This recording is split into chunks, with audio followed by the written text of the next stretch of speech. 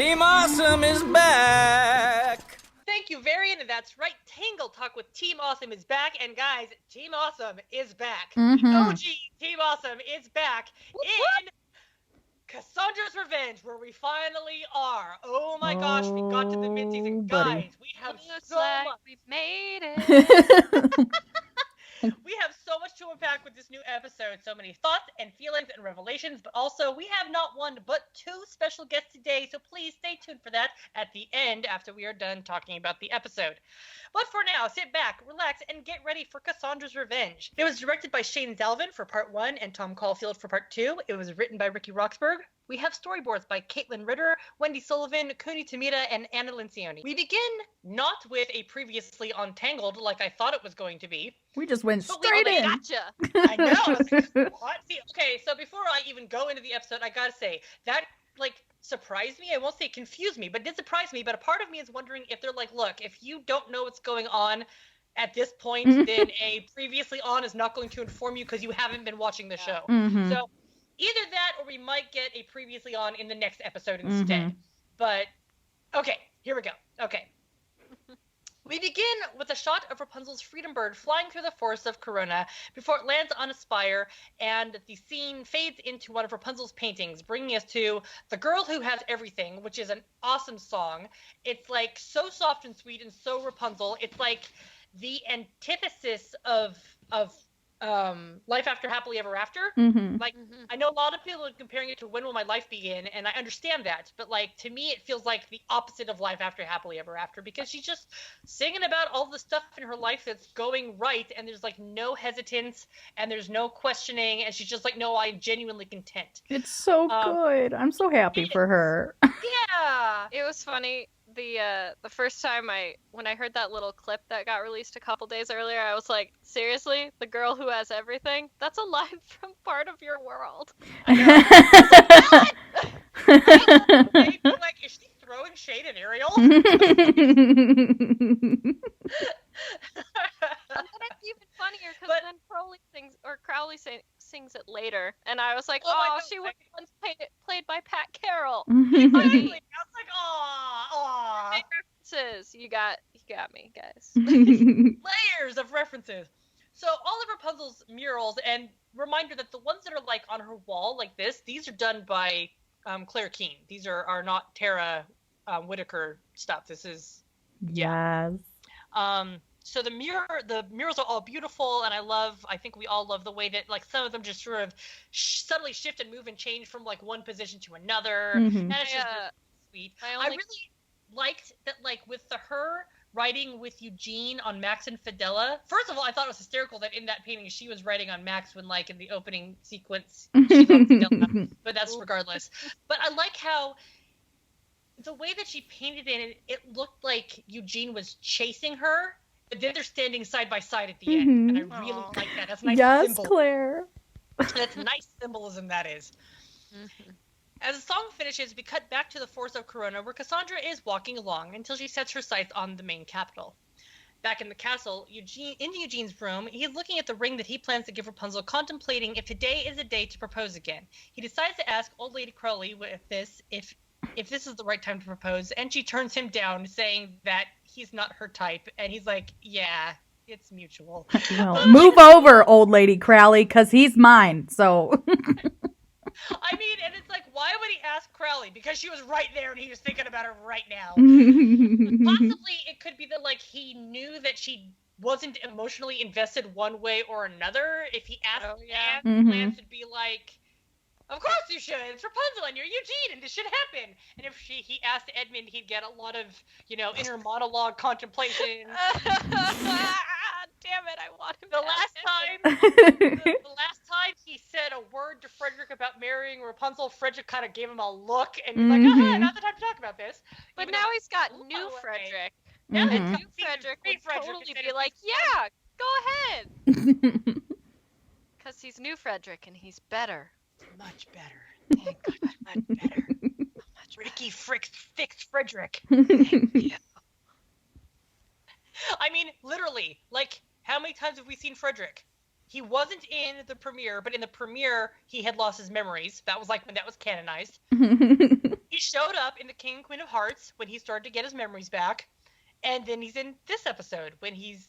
Oh, okay, a couple episodes ago we saw him. Okay, so it has all been Ricky. But Ricky's the one who, like, put him on the path to being good Frederick. Yeah. In the throne room, Rapunzel and many of their friends are decorating the room for Eugene's surprise birthday party, which is January 26th. It's officially his birthday, and I have updated the fandom calendar. January 26th is Eugene's real birthday, and April 7th is his second birthday. I am open to suggestion if y'all want me to change the name of Eugene's second birthday to, I don't know, Eugene Appreciation Day, something like that. I don't know. It's still going to have to do with Eugene, though. That's like the rules, and I am not dropping it. That's also the rules. That can be New Dream Appreciation Day, because she gave him that birthday. Yeah. That's good. I like that. I like that. And then a week later, we get Dark Prince Eugene Appreciation Day on April 14th. Yep. There you go. As she is explaining how excited she is and how he won't suspect a thing, Eugene pops in. Making quick work to push him away and distract him, she sends him and Lance on a wild goose chase of collecting every single random thing on the list that actually had nothing to do with anything, but she had the list on her for whatever reason. And it was a contingency plan. And she's hoping to keep him preoccupied for the next while so they can finish their preparations. I have not yet caught what Eugene says after she closes the door. Yeah. I think it's stop pushing me or something like that. I'm like, I need to go back and like listen to that because I'm like, oh, he's still talking and I can hear his voice, but I don't know what he's saying. So Rapunzel is concerned that Eugene will catch on, but Edmund assures her that he won't, since he has no clue that today is his actual birthday. Edmund has even avoided thinking about it around Eugene, so he doesn't accidentally speak about that thought out loud. Oh god, that was so cute. The future father-in-law's high five, which is great because like, oh, reminder, give Frederick a high five. And as he's saying that, Freddy's already putting his hand up for a high five. It's so cute. High five oh my gosh. to show camaraderie. And I was like, yes! It's so great because old Frederick would have hated Edmund and new Frederick loves him. It's so great. New Fred is better. New Fred is better. We love new Fred. And then Hammy high fives himself. His feet falling off Edmund's shoulder. It was so cute. I was like, there he is. There's my perfect boy. Him's a good boy. Him's a good boy. I love it. So Rapunzel, feeling reassured, brings Pascal back into her room to show him the biggest surprise of all. She has bought a ring for Eugene, and she's going to propose to him. Listen, I'm so glad this got spoiled, because if it wouldn't have, I would have passed out. Oh my god. Yeah. Like, I sent a picture to both of us, like, help! I don't know what happened. With that in the reprise, I would have passed out. Like, it just would have been gone. So I'm glad that got spoiled. You would have ended up outside on the floor again. I know, it was too cold. I couldn't do it. It was snowing. You would have done it. You know you, Kelsey. You would have done it. So the ring is so cute, but more importantly, it is literally the same ring that is in Tangled Ever After. Like, I've seen the side by sides. It's the same damn ring. Mm-hmm. So, yay. So the reprise of The Girl Who Does Everything, it's like super sweet, and like every single New Dream shipper's heart exploded. I was like sobbing. It's disgusting. Like Kelsey was sobbing. Like, holy crap. I mean, just like, because in The Girl Who Has Everything, she specifically says the sign, you know, talking about like, you know, all the people she loves, especially you know who, which is like, so got cute. Me as much as it is. But now while she's singing this song, she's painting a picture of the two of them cuddling, but they're wearing rings. And like, then she cuddles up with this picture. Guys, she painted it on a beam so she could stand there and look at it or cuddle against it as much as she wants. I'm dead. I can't. I'm so dead just thinking Damn you, about Ricky. Damn you, Ricky. Yeah, everyone who worked on that scene, you deserve something beautiful. Contact me. I will Yep, they're getting a fruit basket. That's what I always say. I will make y'all cookies. I've made cookies. Ask, like, the crew from 2018 if my cookies are any good, because I made 3 kinds of cookies for them. I will make you cookies, too. We will all make you cookies. I'll send you all a picture of me crying with, like, There's a video of me on the floor. Neil took it. During that reprise, I was like, I fell off the bed. I turned into like a liquid, and I just kind of like fell off the bed. He's like, "You okay?" And I'm just like, God. Oh goodness. I mean, and I swear to God, I was crying so hard that I missed the part where she painted the ring on his finger. Like, I didn't She even messaged see me the that. next day. She's like, "What the heck?" I'm like, "What are you blind?" I missed that. Like, oh my God, like, every time it was so, it took me like three. Like, I watched the show twice and then just that song once, and on the third time watching that scene is when I finally wasn't blinking or sobbing or texting someone like rapidly. So like, yeah, it took me a while to realize that, and then I lost it all over again. It's so sweet. I think it's on the wrong finger though. Is it? I'm trying to think of how the painting is. No, I think hers is on the wrong No. finger. Someone's is on the wrong finger. Yeah, hers is on the wrong finger. Yeah, but Yeah. who cares? Who cares? It's sweet. Who cares? She's like the No, girl I who's on the noticed that right. too, Kelsey. I was like, Rapunzel.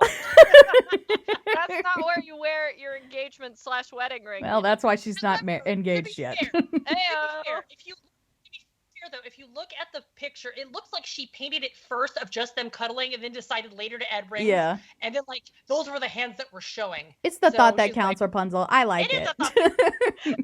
It's beautiful.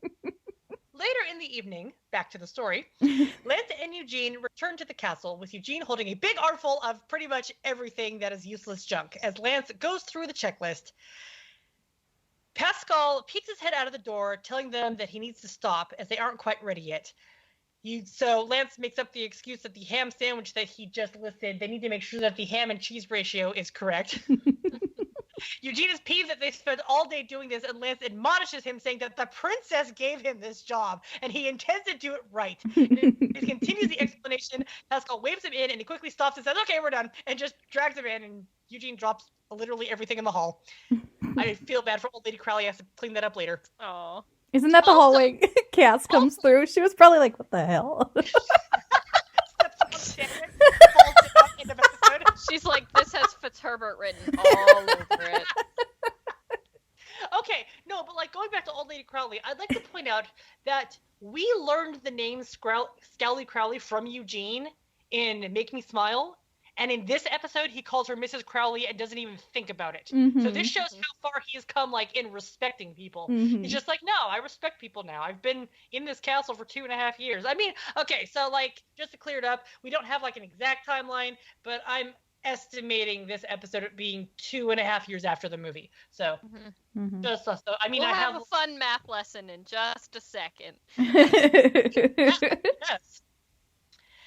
As he enters, everyone yells surprise, and Eugene is caught off guard. But Rapunzel quickly explains. But Rapunzel quickly explains that this is a surprise party for him because it is his actual birthday. And then he gets all cute, and he's like, "Oh wow, this party's for me! An entire evening where everyone gathers to pay homage to my existence. Oh, how did I go so many years without? Because I sent him away as a babe. And his entire life is a lie." I love the way he looks at Edmund when he realizes it's his birthday. Glares Edmund into the ground. Oh my I god. thought while I was writing that, I paused it and I was like, I never saw how hard Rapunzel is playing. Oh my god. She's like, will you shut up? And I'm like, no, You shut up. He's so funny. I love him so much. The way that he looks at Edmund for like reassurance that it's actually his birthday is the cutest Yes. freaking thing in the world. And Edmund just gives that little nod. Uh-huh. And he gets so happy. Oh. It's so cute. It's like, and the best part about that is that's like the one person who can verify this. Mhm. Yeah. You know, is in that room, and he actually knows for sure now. It's so great. Which means that Rapunzel and Edmund had a conversation about this. Yeah, Like, and I want to see it. that's the fanfic I'm writing, man. I'm gonna write that before, finding out when the birthday is thing. Yes. Yeah. Edmund probably just was like thinking about it and said it out loud. And Rapunzel was like, wait, what? He's like, "I need to get Eugene a birthday present." She's like, "What?" He's like, excuse me? And then she's like, oh my god, how did I not think about this? Or it was the first thing she asked him Yeah. when she got to sit down with him. She's like, when's Eugene's actual birthday? I made him up one, but it's probably wrong because there's like a 1 in 365 chance. So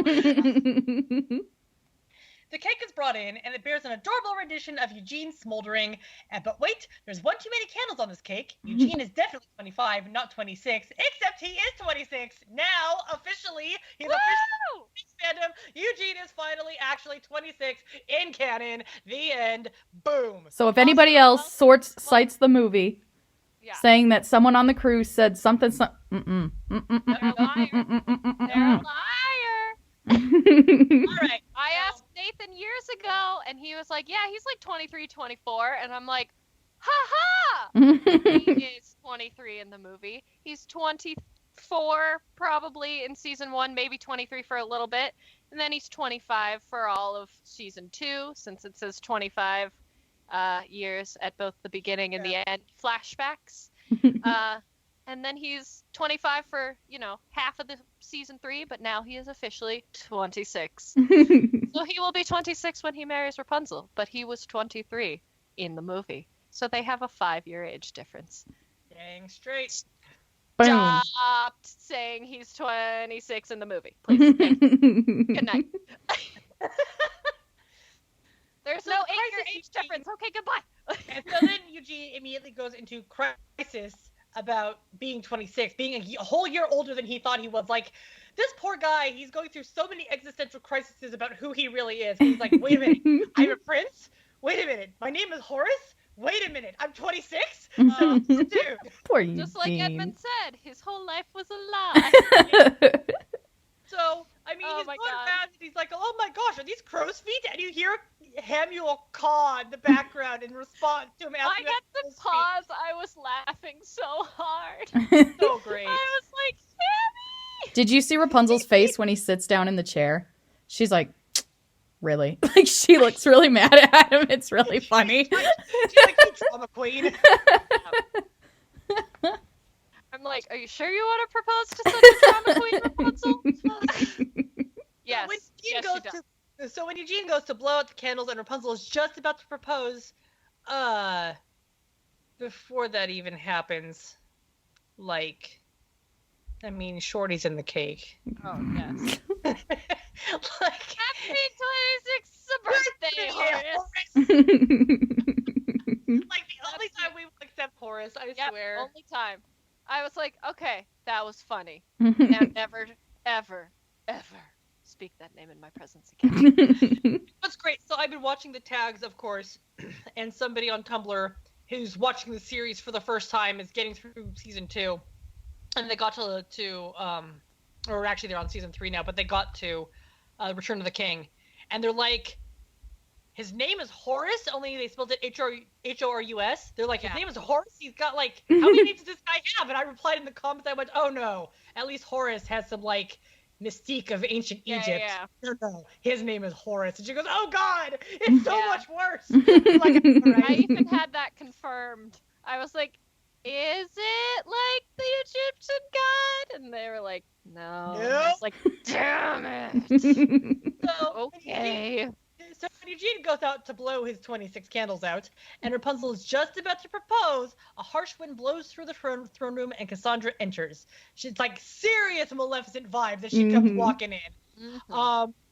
Lance is a little anxious about Cass why she's here and what she wants, and he is, immediately grabs a bag of popcorn to watch the showdown. Yes.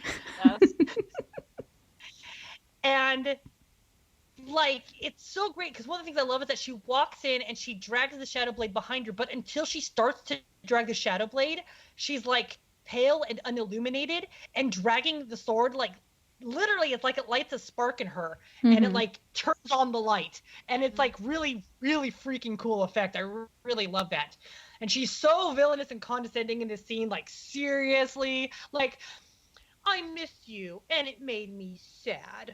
Oh my gosh, holy crap. Yeah. I was like, and Rapunzel responding all sincerely, but nervously. I was anyway, but she's like, oh, but I didn't think. She's like, of course you didn't think, because who do you have to advise you now? Ex-convicts and losers. Hey, we are not ex-convicts. Yeah, technically, we've never been convicted of anything. Oh, that was so cute. I was like, yes. I had this moment where I'm like, Lance, when we met you, you just got out of jail. That's what Neil says. But here's the thing. But you can be sent to jail without a conviction yet, because you haven't had your trial yet. You're just in jail until your trial, and God only knows when they'd actually like put him on trial. They're just like, nah, you can rot. We don't care. Yeah. We don't even know where he was in jail. Like, it might have been Varderos for all we know. Or maybe he pulled a shorty and snuck into jail because he liked the food. Yeah, he's just like, chilling. I go to bed tonight. Yeah. So Cass, while she's there, demands the Demantis scroll, because as we recall at the end of the last episode, we find out that the Demantis scroll has more incantations on it, one which will allow her to control the rocks like entirely. So she's there for the scroll, and she gives Rapunzel an ultimatum of, give it to me and I'll leave, basically is what it comes down to. And after she exits, Eugene commented, just to be clear, because I think it's important, I did not wish for that. Shut up, Eugene. Like, that's like the opposite of what he wished for. Also, when she first walked in, the very first thing he says is like, okay, so like in future parties, can I approve the guest list? Yes. So yeah, Eugene was full of the giggles. Well, gave us the giggles a lot in this episode.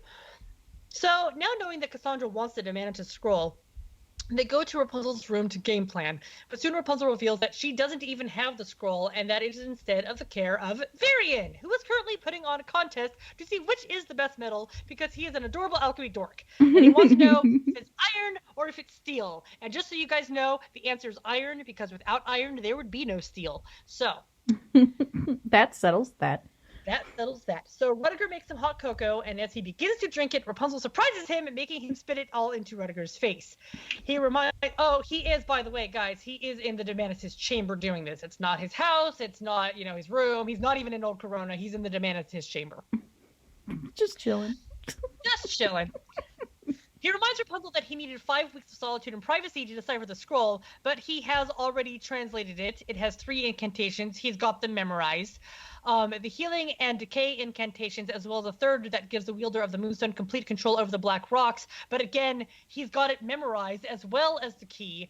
And therefore, what was he planning to do with the rest of his 5 weeks? He was just having some alone time to be a goofy teenage boy. He's just vibing. Totally He's fine. Like, seriously, he didn't have to worry about farming. He didn't have to worry about his dad. He just gets to chill with Rudiger and have, contests over which is the best metal. What did he tell Kieran? He's like, I'm going to go sleep over at the castle for 5 weeks. Bye. Like, I'm going to have a sleepover with Rapunzel. All right, son, have fun. Oh my gosh. Yo, sorry, we're talking about Kieran, so I want to bring it up again. When is Kieran gonna interact with Edmund? Right? Is it ever gonna happen? God, Are we ever gonna have all of the Brotherhood and their king get back together? Like, honestly, is that not gonna happen? Great. Okay. Here's my hope. My hope is that in Flynn Poster, I hope that both Varian and Edmund are involved, because they're also Flynn Rider fans. And so I hope that they are talking about things in Old Corona, and that Kieran is there. And if nothing else, if you get this, like, what if like Edmund is just standing there talking to Varian and Eugene and Lance and whoever else is there, and Kieran walks by in the background, looks at him, looks like he's seen a ghost, and just trucks it on out of it. He's like, hell no, I am not dealing with my king. He's a great guy, but he's crazy. Oh man. Or even if he's like, wait, where have you been? How long have you been in Corona? And Edmund's like, oh, like 6 months. And he's like, what? Oh, God. I was stuck in it longer than I thought.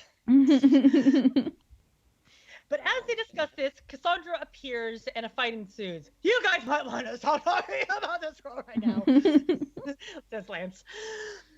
Cassandra tries to go to Rapunzel, telling her once again that her mother chose Rapunzel over her, but Rapunzel is not having any of that nonsense. Thank you, Ricky. Like, both times Rapunzel has confronted the villain about, like, the crap that they're, like, holding her to. She tells them off, saying the things that we've been saying the entire time. It's so satisfying.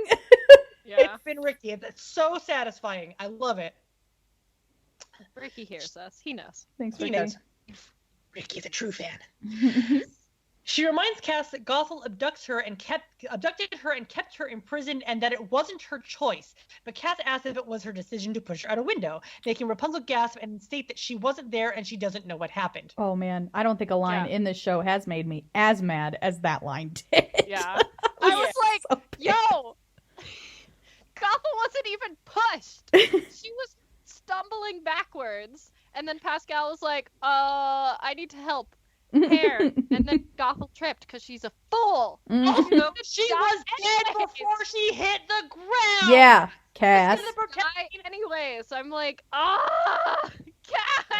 I have a friend who is a little behind, and she's like, so is a new episode gonna piss me off? I go, piss you off how? She goes, I don't know. And I'm like, well, it didn't piss me off. Well, I mean, the writing didn't piss me off, but it pissed me off in a way it's supposed to, the things the characters do are supposed to piss the fans off. Yeah. So yes, that will piss you off, but it's supposed to. So go for it. This moment right here is the moment that I'm thinking of when I said that. Right. I was like, and I'm done, Cass. I was like, and we're done. Oh, bye. And I get it. I get that she's being manipulated. I get it. Still, not happy. She has Don't get agency, and she is using none of it. Yeah. Or she's using a lot of it, and then going on the fallback of, someone's making me do it. I mean, she's not blaming anybody but herself, but she also thinks this is okay. Yeah. You know? Mm-hmm. Yep. So. As the fight continues, they start to play keep away with the scroll. Rapunzel tries to reason with Cassandra, but the little blue girl erases all doubt from Cassandra's mind, and Cass destroys the Demanitus device, nearly killing Eugene, Lance, and Max. And dude, Lance is so freaking strong, because at one point, Eugene and Max fall into the pit, and Lance just dives and catches them. Yeah. And he's holding up a horse and a man, and he's just doing it. He's been working out. Rudiger runs down Max's saddle and takes an apple out of the saddlebag, and Lance continues to hold on to him. Yeah. It's crazy. You guys know how fat raccoons are. Oh my god. Raccoon, God. The best part about Rudiger looking down like that is it kind of looks like he's looking at Eugene, and he gets excited, and I was like, ha, same. And I was like, oh, it's the apples. Never mind. So it appears that Lance has stopped the falling device from crushing them, and he marvels at his own strength, which, as I just mentioned, is great anyway. But of course, it's actually Rapunzel and her hair who have stopped the device from falling. As Cassandra grabs the scroll from a preoccupied Rapunzel, she heads over to Varian, who is mixing up an alchemical concoction. He splashes it onto the translation key, destroying it, and telling Cassandra that the only other key to translate it is safely locked away in his brain, which means that Cass has to kidnap him if she wants to translate the scroll, and she has no problem with that.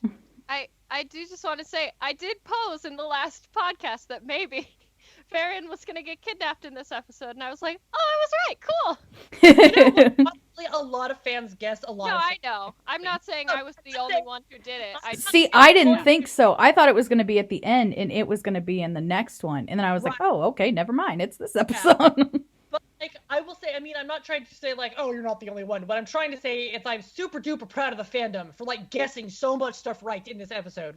Dude, You're all very smart. We are very smart. So on our way out of Corona, with the scroll and an unconscious Varian in tow, Cassandra, who has stolen a palace horse, a very sad palace horse, Cassandra is once again visited by the little blue girl, who reminds her that defeat is not an option. They meet somewhere to build a stronghold while Cassandra unlocks her full potential, and Cass knows just the place. The site of Rapunzel's destroyed tower. Arriving there, Varian awakens, scared and confused. And I noticed, on multiple watch-throughs after, having seen this thing, the very first thing he does is go, yeah. He's got it back to himself, Mm-hmm. After arriving, Cass demands that he give her the third incantation, but he refuses. Unfortunately, as he has slept, Cassandra has drugged him with his own truth serum, and he now cannot help but tell her the truth of the incantation. Guys, she drugged an unconscious minor. We're just adding this to her villainous things. Her irredeemable, terrible things. Don't drug So the new incantation, as Varian tells her, is crescent high above, evolving as you go. Raise what lies beneath and let the darkness grow. Bend it to my will, consume the sunlight's glow. Raise what lies beneath and let the darkness grow. Let darkness grow. Saying this incantation, Cassandra constructs a tower of her own, made entirely of black rocks and significantly taller than the previous tower that stood in its place. Like, way taller. Mm-hmm. And back in Rapunzel's room, it's, you know, morning now. It was like early morning when Varian woke up. It's like sun-rising morning now. Back in Rapunzel's room, they're trying to get a game plan once more, and Rapunzel is pissed. She won't let Cass get away with kidnapping Varian or ruining Eugene's birthday and her planned proposal to him. Everyone is worn out and doesn't feel confident in their abilities to beat Cassandra, but as they wonder where they would even find her, Max calls for their attention, and out the window, they see the Black Rock Tower rising high above the hills of the Corona Forest. And as I said before, much taller than the old tower, because you couldn't see the old tower from the castle. No, you sure couldn't, or they would have found Rapunzel real fast. Just sticking up over the hills. It's just like super duper tall. I'm like, don't want to climb those stairs. Thanks all the same. Leading Varian up the stairs of said tower, Cassandra has a brief conversation with the little blue girl, which Varian can only hear one side of, which confuses him. Also, similarly, in the Demanitus chamber, she was talking to Enchanted Girl, and Rapunzel's like, who's she talking to? And now Varian's like, who's she talking to? Which answers that question. The fandom has wondered for a while, can anyone else see her? No one else can see her. Did you see the edit of that scene where somebody took out the sound and Varian it was just like really awkward? It took out the audio of Enchanted Girl talking, so it's just Cassandra being like, no. I didn't think and it's just their footsteps. It's just their footsteps. It's just like her talking and Varian going, who is she talking to? So awkward and wonderful. I love it. Cass tells Varian that this isn't his fault and that she doesn't want to hurt him, but Varian is worried about her. He knows how she feels because he's been the villain before, and he doesn't want her to lose herself, leading us to Nothing Left to Lose, which is an absolute bop. It is so good. It's Eden and Jeremy duet. They've got a great counterpoint part. The visuals are amazing. The spinning part's fantastic. The expressions, the lyrics, it's really, really good. And their voices blend so well, and like Chris has released like clips of the first he released a clip that had I'm never gonna give you up posted over it. Because he did that the day before the episode aired because like it's not like he was allowed to spoil it anyway. But then he went ahead and released the same clip with the actual audio. So it's like a slightly different take. It's not the take that was used in the episode. So it's so good. Yeah, they said that they tried out they got to record it together and they tried out a bunch of different like harmonies and ways to do it. That's really cool. Yeah. It was funny, my friend Olivia and I were watching it, and she's like, we were both like, this is like for the first time in forever reprise from Frozen, but like 10 million times better. Absolutely. And then I was like, and it's funny, because both Elsa and Cassandra are played by someone who played Elphaba on Broadway. Yep. These parallels are hilarious. Now we're just gonna put Varian like, braided pigtails and a little knit cap and oh my god. I think I would like pay someone $1 bajillion to hear him sing Popular. That would be awesome. I bet he's done it anyway. Jeremy's great. Sure. I'm sure. As the song concludes with Varian trapped in a black rock cage that like popped up like Cassandra's hands and like closed over him. It felt very like Henry Selick, like Coraline or Nightmare Before Christmas. I was like, wee woo. Yeah, it was awesome. I loved it. Like stylistically, I mean, that's how I felt. I was like, woo. So now that he's trapped in the cage, Cass is just like, just so that you don't get any ideas about escaping, and she like she sends the cage out on a very narrow bridge spire out to the middle of like, you try to get out, you're gonna fall. But I also like to point out that there's a beautiful parallel between that and Gossel chaining Eugene to the stairs, saying just in case you get any ideas about escaping. There were some good parallels between them in this one. Yeah. So many like Gothel parallels. It was like, oof. Oof. Oof. Big oof. Big oof. We cut to Rapunzel and company entering the clearing to the tower. As they come to the base, Rapunzel finds a piece of her mural. And honestly, that's like my favorite piece of the mural. It's the one that was like on the ceiling where she was like dancing and like her hair was splayed out and formed the shape of the sun. Yep. And she says that Cass is sending her a message that everything that once was hers will belong to Cass now. And I like the parallel of using that line with the healing incantation line. And it's just, oh God, this episode, man, Ricky, man. Ricky, damn you, Ricky. So Maximus searches for entrances, but it appears that the only one is up, way up high in the air, which is higher than Rapunzel's hair can reach. It's, because her hair was the length of the original tower. It was 70 feet. Well, I should say from the window to the ground. So it was 70 feet. And this tower is at least twice that height, at least. But like when the tower is being built, it's like up in the sky above the cloud against the moon. It's this beautiful visual. It's really, really spectacularly great, keeping in mind that clouds can go low. But still, it's a really great visual, but this is a very, very tall tower. Yeah.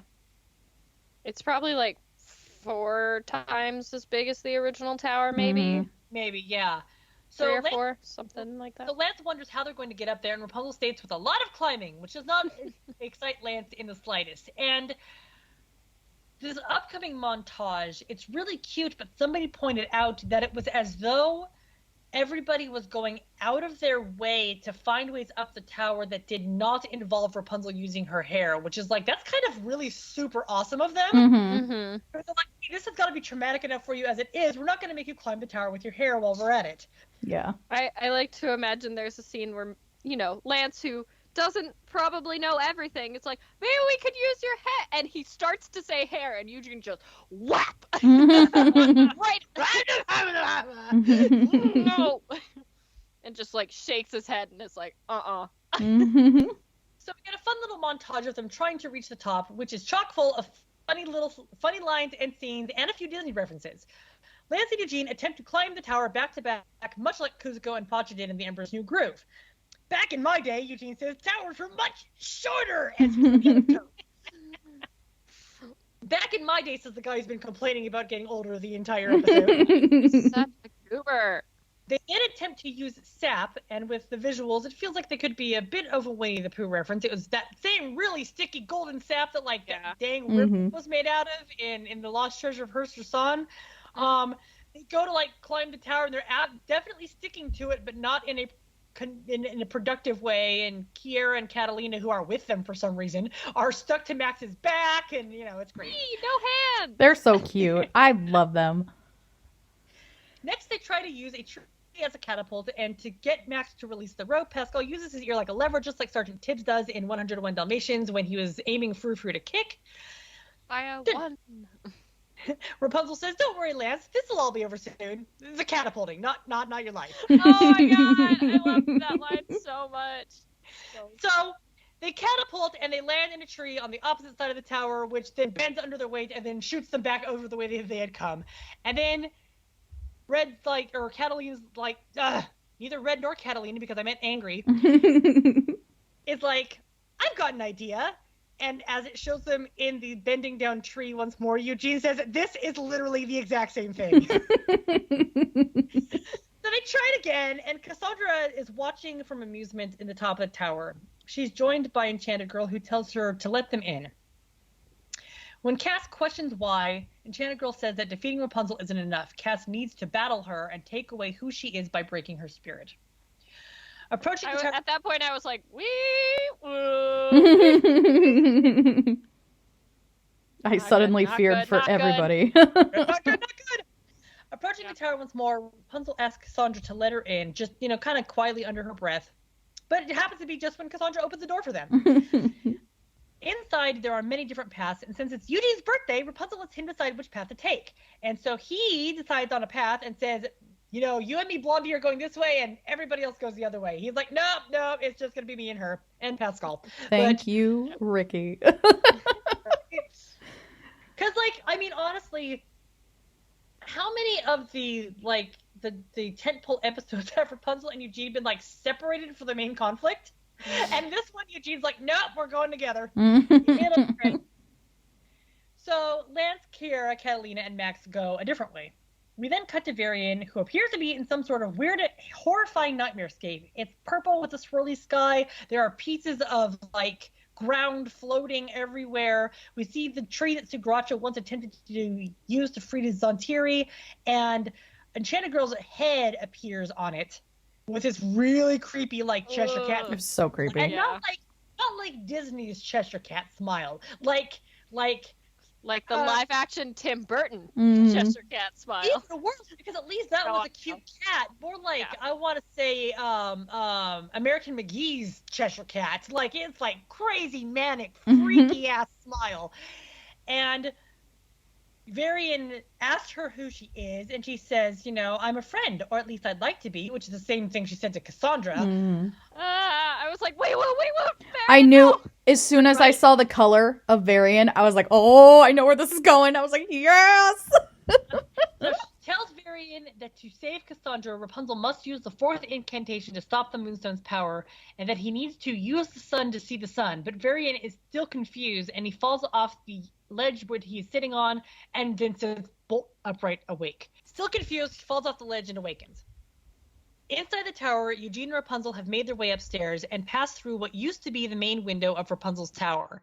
They feel that this was too easy and that they could be walking into a trap, so they send Pascal ahead to do some scouting, because he, signifies, hey, I can turn the same color as the rocks, I can hide.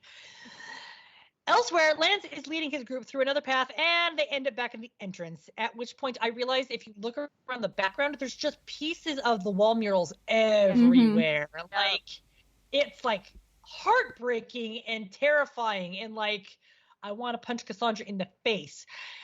Felt that. Doop-a-doop-a-doop.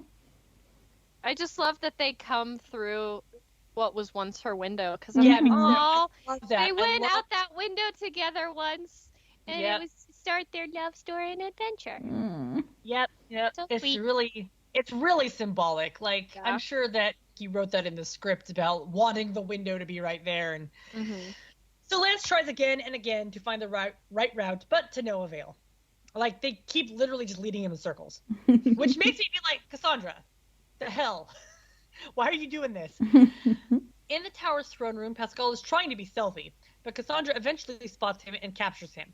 After too much time has passed without Pascal coming back, Rapunzel decides that they need to go after him, but Eugene is worried. Rapunzel reassures him, though, and because he always has faith in her, they go forward, which, like, dude, I love that it just keeps being reaffirmed that she's just like, well, I think we need to do this, and it'll be fine. It's like, well, then I believe you. And I'm just like, oh, my God, dude. Also, I kind of loved that there was that, like, moment where he was like, Rapunzel, what if we can't save Cassandra? And he puts his hands up on his shoulder. Like, oh my god. Oh my god. Yep. He's like, what if the only way out is 2? And it's just like,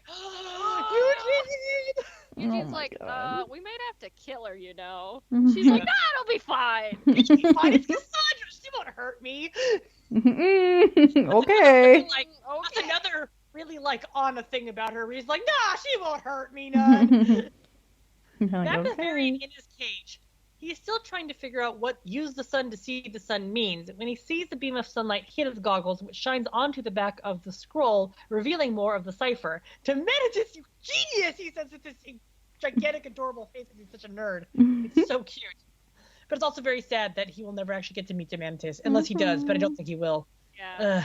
God, I would kill. I, like, posted today. I'm like, dude, I would kill to see Demanitus again. I miss know. him so much. I miss Demanitus every day. Eugene is my favorite character. Rapunzel is a close second. Lance is my favorite new character, but Demanitus is my favorite minor character. I'm just like, I did not expect to love him that much, and I adore him, and I want him. Reaching the throne room, Eugene spots Varian in his cage, and Rapunzel calls out to him, telling him that they'll get him out. But he tells him that he's found the 4th incantation. It's been, like, Jesus is like, no, I'm busy. He's like, Is I'm that- fine. Is that when he snorts? He's like, huh, obviously. And it's so cute. Oh my God, I love him so much. Okay. He tells him that he's found the 4th incantation and that it's been written with a reactive ink that is activated by sunlight, but his goggles are too scratched up to make a concentrated beam of light, and he needs a prism or a glass ore, and Rapunzel's like, a crystal? She pulls out the ring that she got for Eugene, and this scene is like, grind me into the dirt. I love it so much. It's so cute. So- It's not fair. It's just not fair. It's not fair. It's not fair. So Eugene sees this ring. And not only does Rapunzel pull it out, she pulls it out and holds it out to Eugene. And he goes, "Is that for me?" And I'm just like, dead. I was thinking about this like in the car on the way home, and I started crying. It's like ridiculous. The way she goes, yeah. I was like, oh, stop it! It's not fair. I also love that he asks for me, and I'm like, yeah, who the heck else? He's so sweet. Gosh. No, it's for Lance, Eugene. Shut up. And he's like, after all this time, you're still finding ways to surprise me. Oh And I'm my like, god. why are you guys so cute and precious? Ricky! Damn you, likes to Ricky. give us pain. Ricky does us good. He takes such good care of New Dream. Good. Oh my god. So the tower starts to tremble, and Eugene nearly drops the ring. Oh The my ring God. that he just got his hands on. He's like, cool. Drops. Damn it. Like, can you imagine that ring just like, he drops the ring, it falls off the tower, he's like, well, guess we can't get married. Oh my God. He's like, do you have So another? Eugene is walking along the long, narrow bridge to Varian while Rapunzel goes looking for Pascal. Cassandra then arrives, rising out of the floor, holding Pascal in a little cage made from her armor until she releases him back to Rapunzel. Like, no harm at all. She was like, literally Yeah. just using him as bait. That's it. She's no like, harm. here's your lizard. Bye. Yep. And she even was like, she didn't sound mean about it or anything. She was like, yeah, he's here. Like, she was like super, yeah. Yeah. There's a lot of, like, Cassandra actually practiced a lot of strange reservation in this episode. Like, you could tell that it was just, like, her anger and her hatred is so concentratedly directed at Rapunzel, and she, all things considered, doesn't mean anyone else any harm, No. really. So Like- maybe Eugene. Well. But she means him harm as a way to get to Rapunzel, not for his own sake. Yeah. Like, she just let Varian go out of the shackles, and she's like, look, I don't want to hurt you. I know that you're not involved in this. And she's like, yeah, here's Pascal. He's not involved in this, you know? So Yeah. She might be more angry at Pascal. She know what actually happened in the tower. Right, exactly. I had that thought. I was like, whoa. Maybe leave that detail out. Maybe just say she tripped on Rapunzel's hair. But she was already dying anyways. Yep. Maybe Cassandra tells Rapunzel that she made a mistake coming here, but Rapunzel is not backing down. She won't leave until they have resolved their issues. Using her newfound powers, Cassandra shuts every exit from the tower, including the one on the bridge to the little cage where Eugene and Varian are. So I missed was that like, the first time. We will. I missed that the first time, and he's like, we need to find a way back in. I'm like, you dumbass, go the other way you came out. And then I was like, oh, wait, never mind. My bad. Oh, man. But also, we woo. Yeah. Rapunzel Yes. getting locked in a tower again. Oh. I was like, ah!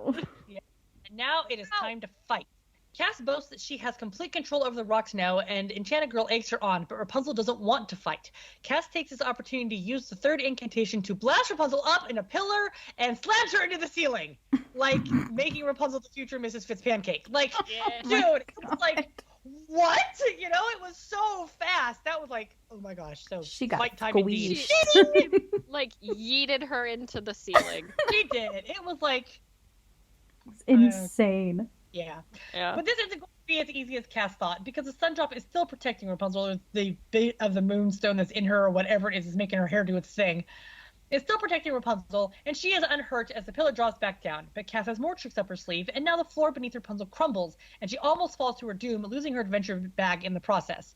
We cut to Eugene, who is making his I feel way. like I was just gonna say, I feel like that's also symbolic. Me too. She's, I mean, you know, because Cass gave it to her. yeah, they didn't make So a it's big like, deal out of it, but it does seem symbolic that she dropped her adventure bag, which Cass Yeah. gave to her. It didn't have the ring in it. Oh, well. That's fine. Can you tell I'm bitter? Oh, well. She can make a new one. I love you. The funny thing is, like, you have a point. Yep. Because, like, at the end, Rapunzel doesn't have the box. Like, Nope, she's and just it got didn't the even ring. occur to me that the box was in her bag, you know? That's okay. Oh, he can't give it back now. Gotta put He has to keep it. Yeah, No exactly. box. It doesn't have a box, so you gotta store it on your finger. Honestly, when he was like walking along the beam in the first place, I'm like, it'd be easier to carry that on your finger. I know. He's like, no, not till it's real, not till it's real. You probably wouldn't have almost dropped it again. Dummy. You mean just like he did almost drop it again? Yeah, I know. He's a goof.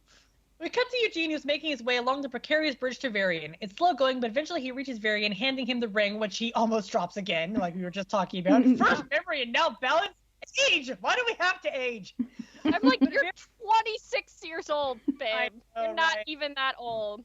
I know. But Varian catches the ring and begins to use it to reveal the full text of the fourth incantation. But because it is a concentrated beam of sunlight, the scroll catches on fire, and Varian is just able to scribble out the symbols down on scratch paper before the scroll completely burns away, gone forever. God, I wish I could take notes that fast. And Varian's like, got it! And Eugene's like, I sure hope so. That thing was hard to get. I made a post on Tumblr. I was like, that is so on brand for Varian. Like, this most important thing ever they spent an entire season getting, and he burned it. Got it on fire. Burned it in 5 seconds. It was like, poof, 5 seconds. Varian. She's just like, he goes all of season 2. Just like... That's his revenge for not being in season 2. He's like, burned I'm up gonna the burn up the scroll. plot device. Okay, I burned up the plot device in season 2 because I didn't get to be in it. Yep, absolutely. But back with Lance, Max, and the girls, they're still arguing about which direction to go to get to the top of the tower. Kiara's upset because they're missing all the action. At this point, I'd like to point out that it is a fan theory which I 100% choose to buy into because it is a great fan theory that Lance is deliberately leading the girls to not the top of the tower because he doesn't want them to be in danger. So, and I'm like, there's no reason not to believe it. That's the case, so I choose to believe it. Headcanon accepted. We cut back to Rapunzel, who has hoisted herself back into the tower and tells Cassa that it won't be that easy to get rid of her. Cass takes this as a challenge and yeets Rapunzel into the air with one of the rocks, nearly impaling her on a field of spikes, but using her hair, Rapunzel swings to safety. I was surprised she didn't get impaled being shot up by one of the rocks, because I'm like, aren't they all spikes mostly? Oh my god! She actually uses a lot of blunt rocks after she learns the incantation. True. Like, she builds that one seat for herself, and when she pushes Varian away, it's all with blunt rocks. When she yeets Rapunzel to the ceiling the first time, it's blunt rocks. I mean, she's like, they don't have to be spikes, you know? Yeah. I just was like, ah! Did she just impale Rapunzel? Rapunzel pleads with Cass, but she isn't listening, and she says that she finally knows who she really is. She chases Rapunzel with the rocks, making sharp spikes shoot down from the ceiling, before sending one up from the floor to impale Rapunzel's hair, trapping her against the wall. Like, and then Rapunzel's like even like grabbing onto her hair and crying out. Like, I'm like, geez. As Cassandra surrounds Rapunzel with even more of the rocks, we get this amazing homage to the movie where, using the same tone of voice Rapunzel used when pleading for Eugene's life, Rapunzel tells Cass that she will never stop trying to get through to her and she won't fight her. But Cassandra has one more trick up her sleeve. We're outside the tower once more, where Eugene and Varian are waiting, boredly, because they're trapped outside the tower. So bored. No, they are so bored. Suddenly, the bridge and the cage start to retract towards the tower, worrying both of them. And Varian just goes, Eugene, and Eugene just like reaches out and takes his hand, and it seems, and it's amazing, and it's sweet, and like Eugene protects everybody. Like, oh my God, if you get into his heart even the littlest bit, he protects you. He's so amazing. Like, oh my God, ultimate protector. Yep. As they re-enter the tower, Eugene is on the defensive, still holding Varian's hand, but Cassandra quickly separates them and surrounds Eugene in a twisted vice of black rocks. Like, dude, squeezing. You won't fight me, but will you fight for him? Like, literally, she grabs his face and turns his head towards Rapunzel. And then, like, Eugene is like, don't give her anything she wants, even if she's, like, squeezing the life out of him. And like, oh my God. And him, like, the way he's saying it, because he's being squished, it like he's out of breath, just like he was when he was bleeding out on the floor of the other tower. And I was honestly, in this moment, I went, oh my God, this is where he dies. Yeah, this is where he dies again. I was like, I don't want this anymore. I was like, I do not want him to die now. Like, no, please. Heart-stopping moment where I'm like, oh my God, they're actually going to kill him. And I thought I wanted this, and now I don't. Now I don't. to the fandom. Amazing. I mean, he's I listened know, to it right? before, but like he seriously listened to us and was like, kill him. But you do not mess with Rapunzel's or our man. Because those are fight words, and even, oh god, she's like so evil. Cass is so evil in this scene, like seriously evil. Yeah. I'm gonna pause just a moment to say something that I posted on Tumblr earlier today. I know that there are Cass fans out there, especially Cass fangirls out there, who are watching this and they're saying, I acknowledge that Cassandra is doing a lot of horrible stuff and that she ought to be punished for it. But on the other hand, I don't care because she's hot. Yep. Y'all are valid. Y'all are valid. Like, Yep. seriously valid. Like, okay. I know, I was like, okay, I get it. Yeah, okay. I get it. I mean, Cass she's isn't not my type, but I get it. Exactly. She's not my type, but I get it. Yeah. Also, goodness, Cass, you have to be so much like your mom. Like, hurting Eugene to get through. Like, oh my god. So, as Enchanted Girl tells Cassandra to break Rapunzel's spirit, Cassandra tightens the rock's grip on Eugene, stating that she has yet to give him her birthday present. I thought she was gonna stab him. I was like, oh, she's gonna pull a full-on Gothel and just be like, I thought we were gonna get a black rock stab. I thought we were gonna. I like, was oh like- god, he's dead, and then like, yeah. whew. I Jane know. tells I her seriously people- was like, Ricky's gonna kill him. He killed know. Pascal's mom. He killed Pascal. He's gonna kill Eugene. Oh my god. Seriously. So Pascal uses his Eugene tells Rapunzel not to give in, but Varian interjects stating that he has the final incantation. Pascal, with the longest chameleon tongue in the history of the world, grabs it from where Rapunzel is pinned on the wall and gets it to her. And then he like holds it out so she can read it. As a confused Cassandra asks the Enchanted Girl what he means, Enchanted Girl simply goads her on, telling her to ignore him and finish this. And as she begins singing the third incantation once more, Varian begs Rapunzel to use the incantation, and she begins to read it. Power of the sun, gift me with your light, shine into the dark, restore our fading sight. Rise into the dawn, blazing stars so bright, burn away the strife, let my hope ignite, let hope ignite. As Rapunzel speaks out this incantation, her eyes glow the same yellow as her hair. She frees herself from the rocks and is floating above the ground. Her hair is glowing all around her like this straight on goddess mode. A beam of a bright beam erupts from her.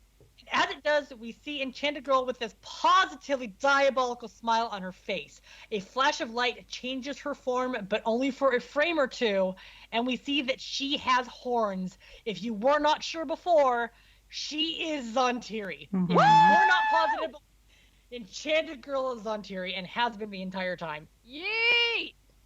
I actually had somebody ask me today, wait, if that little girl is Zhan Tiri, then who's that monster we've been seeing? I'm like, also Zhan Tiri. Like, she's That's her final form. Yeah. boss mode. And like, I pointed out all of the disciples have two forms. Like, we never saw Gothel's specific other form, but like, we saw both, Sugracha and Tromus's other forms. So just because her final form does not reflect her corporeal form does not mean that it's not her. So Rapunzel, now in full goddess mode, or as Rapunzel, as I like to call her, got Winsandra and Cassandra. There you go. She levitates across the floor towards Cassandra, demanding that she let Eugene go. But Cass isn't taking orders from Rapunzel anymore, and sends a flurry of spikes towards Rapunzel. Crying out once more that Cass to let Eugene go, Rapunzel explodes the rocks before her.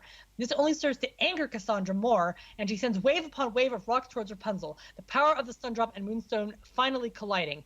I'd like to point out right here that if you watch this battle, Cassandra is trying with all of her might, and Rapunzel is hardly trying at all. When she just holds up her hand, I was like, yes, She girl. just lifts her hand and obliterates the rocks. Oh, like, man. Criminy, Rapunzel is so powerful. As the battle rages, a purple portal opens above Cassandra's throne, and Enchanted Girl rises into it, laughing maniacally the whole time. With one final huge display of their powers, the room erupts in light, and we cut to the Moonstone, which cracks, letting one little piece break away.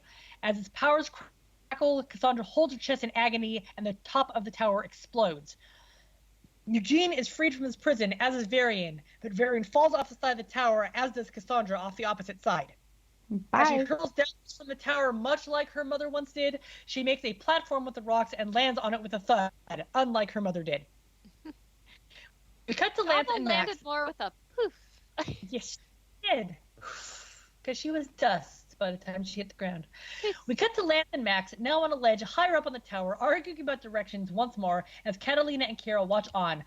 With his arms outstretched as he tries to make his point, Lance thankfully catches Varian, and the two of them embrace in, like, the cutest hug in this history of, like, the series. Like, I love New Dream, but that was the cutest hug in the series. And back at the top, Rapunzel collapses to the ground, exhausted from the immense power that has just surged through her. She gets up and calls for Eugene and Pascal, who run to her, thankfully both safe. I know this is an emotional moment for you, Eugene says it, but I just gotta say, that was awesome! Which is like the Disney version of saying that was so hot. Like, it's just is. I'm sorry. He's like, oh my god. Oh my god. Babe, you just went like full god mode. Oh, I can't wait till we're I didn't think I'd be in love with God, but I totally Back in Corona, Rapunzel is polishing the crystal on Eugene's ring as he enters. I'm going to back up for just a second and say, how long have I been talking about Rapunzel having a god mode? Like, since before the series, I've been talking about having a god mode. So, like, I called this one years ago. God mode! Back in Corona, Rapunzel is polishing the crystal on Eugene's ring as he enters, sitting next to her on the bed. He tells her that one of these days they'll get the whole proposal thing right. Rapunzel tells him that she thought she could have everything, but after the events of today, she isn't so sure. Eugene kisses her forehead, and they embrace just as Lance enters. And she, like, grabs his jacket and is leaning way down on his chest, and it's, like, the cutest freaking hug. And, like, okay, the second cutest hug in the series. Thank you, Tom, for both of those hugs. Also, this means, guys, they are not engaged. If there's any questions, they're not engaged. But quite frankly, I got so much the New Dream ooey gooey sappy goodness out of this episode. I don't need to engage at the end of the episode because we're still getting that, but we got this also. So. Yeah. Plus, what if one of them actually does die in the finale and then comes back? Then the proposal will be that much sweeter. Exactly. I saw it on Tumblr today. That was like they're both carrying around their rings, just waiting for the right moment. And then the finale, Rapunzel dies, and he's just like, "Why didn't I ask her sooner?" It'll be great. And then she's like, "Hey, I'm back." She pops like, up like daisies. Lance comes in bearing Eugene's birthday cake with Shorty sitting in the middle of it again, not even still. Because, like, he was in the cake, and then he was, like, asleep at the Snuggly Duckling when the tower was being risen, and now he's in the cake again. So, Shorty. So Eugene tells Rapunzel that getting old won't be so bad as long as I get to do it with you. And that's, like... You're so cute.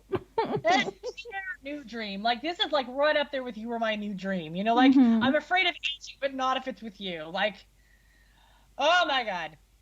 Oh, my God. You guys. Like, oh, my heart. Back at the remains of Cass's tower, she has reached the top and is exhausted. Looking forward, a huge beam of purple light erupts in the middle of the room, revealing the same purple portal from before.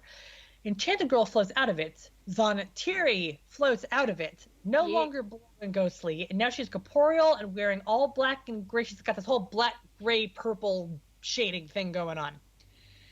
Finally, the clash of sun and moon has released me from my prison. It's good to be back. Yeah!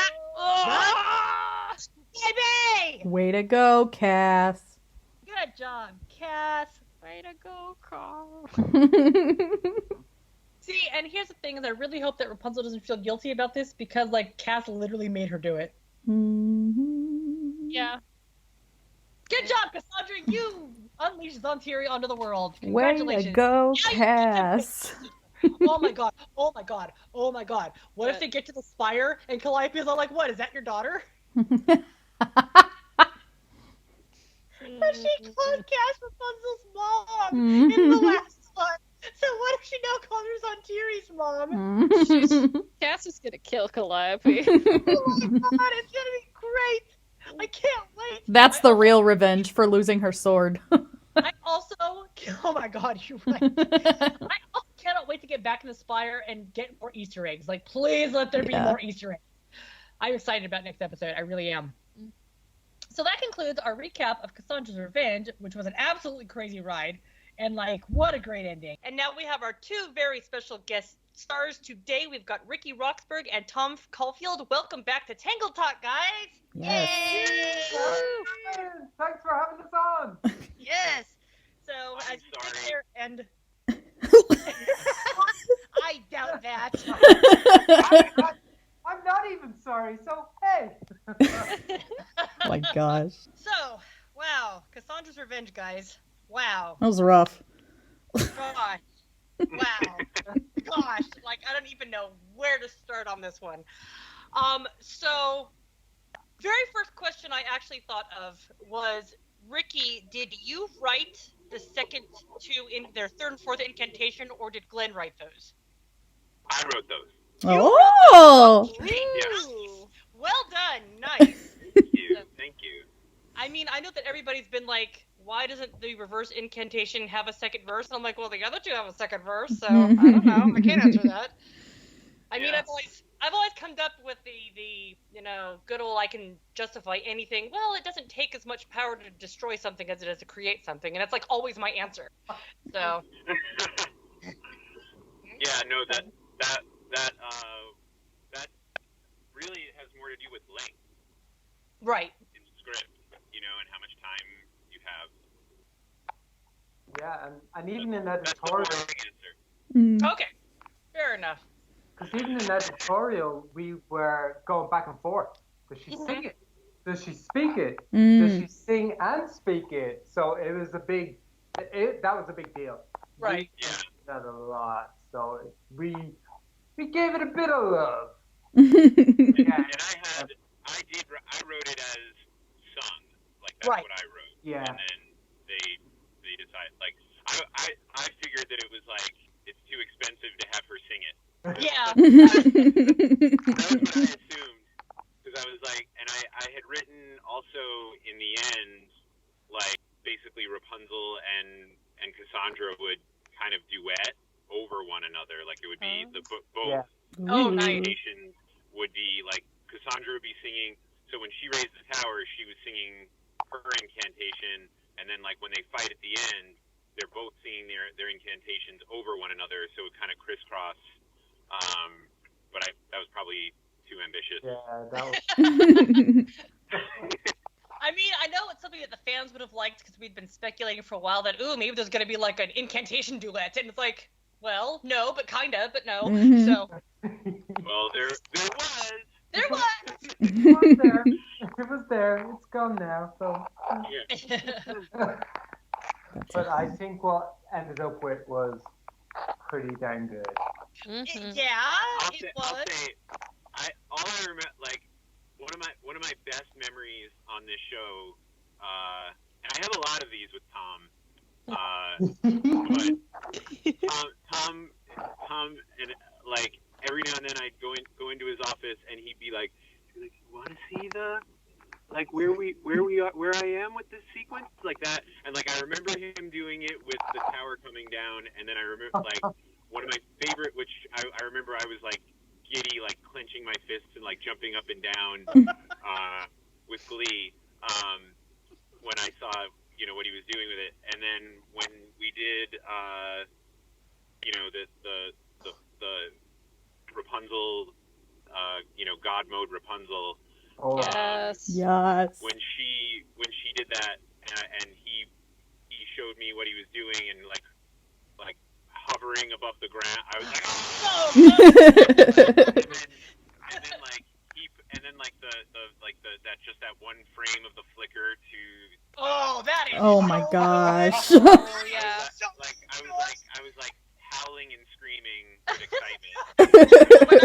When I watched the episode for the first time, I was like, wait, I gotta go back. Is that what you think it was? It was awesome. It was so well done. Yeah. Because Ricky just said an epic battle, and he kind of paced it out. And I'm just thinking, how do you make this epic? So Rapunzel just went super. Well, I said more than I never. For the record, Tom, I never just write epic battles. That's a middle finger to story artists. Yeah. I describe what happens, but like you pumped it up. Yeah, we went Super Saiyan. We went. Yes. And Funny actually thing- more It was so in amazing. the boards. Because we actually looked at it and said, holy, holy, holy. This is going to kill Mercury. We got to pull this back ever so slightly. Whenever you saw it, 10 times wackier, crazier, epic in the boards. That's amazing. Oh, You have to release those. We need to see them. yes. Like, But I mean, I will say that it was really interesting with the whole Zhan Tiri reveal. That, Mhm. like, up until now, I know the fandom has been kind of back and forth on it. They've been like, oh, well, is she Zhan Tiri? Is she the Moonstone, like the spirit of the Moonstone? Is she, like, one of the disciples in disguise who's just trying to get Cassandra to release Zhan Tiri? So who is she? And I, for one, was not 100% certain until Varian's dream. Because when her head appeared on the tree, I'm like, that's it! That's Zhan Tiri! Yeah. Holy crap! We know for sure now. Oh my god! And I am amazed that there are still people in the Fed who are like, "But is that Zhan Tiri?" And I'm like, "Yes, yes, come on!" And Did you she not just- see the flash? Oh my god. but yeah, It's that there. flash was like, oh my gosh! And I've had people who were sending me asks going like, "I'm a full-grown adult, and that tree scared the It hell was out of me." freaky. Like, it was amazing. That Cheshire cat grin and the turning her head all the way around. dude. And it just, so, She yeah. came into herself in this episode. We had to pump her up big time. Yeah. I love the nickname she's gotten, Blueberry. I love it. Yeah, I felt this was the right time to just show her. Like, she's engaged. The plan is coming together. Let's ratchet her up. And it's really great because I know that the fandom has been like, you know what? I can't wait until she loses her cool and stops being composed. And so we finally got to see what she's like when she loses her cool and stops being composed. It's just so creepy, and I love it so much. Like, oh my gosh. And this is only the mid-season. Oh god. More episodes to go. No, she's got a corporeal form now. What are we gonna do? That's Ricky's problem. No, that's Josh's problem. I didn't write the finale. I didn't touch it. So. He's like, it's not my problem. I just wrote Flynn Poster. So. Yes. I can't think about it. I can't think about it, you guys. I can't think about it. There's so many theories, and if my theory is right, I'm gonna cry so hard. Just get ready for me to yell at you two if what I think is happening is happening. Oh. I'll just say it's my favorite episode. Oh. Ooh, that's your favorite episode, Tom? Yeah, I love it. I think you did a phenomenal job with it. That's good to know. See, I actually heard a lot of crew. I'm hearing a lot of either the midseason or Flynn Poster, and I'm like, really? That's nice to know. What do those scripts have in common? I don't know. What directors do those episodes have in common? I don't know. Oh my god. Pairing a writer and director on certain episodes do these have in common? I don't know. It's a mystery. There's a reason why we call you guys the Dream Team. I think we did collaborate on more. Like, I think I did more episodes with Tom than anybody. Like, Yeah. I only did one with Joe. I think they only did like one with Steven and one with Joe. Okay. With Joe. Okay. Yeah. I did two, yeah. And then everything else was with Tom. Nice. Yeah. And it turned out dang It's well. for the best. Yeah. It's worked out pretty freaking well. Mm-hmm. Yeah. Yeah, I have to say, I've loved working with all them scripts. They've been so much fun. So much fun. Well, I'm glad Flynn Poster is your favorite because it cost me a vacation. So sad. I know. Gosh, I remember you messaging me during that same vacation. Yeah. Here I am at Walt Disney World writing Tangled. I'm like, okay. Ooh. I will watch Yeah. it with anger, though.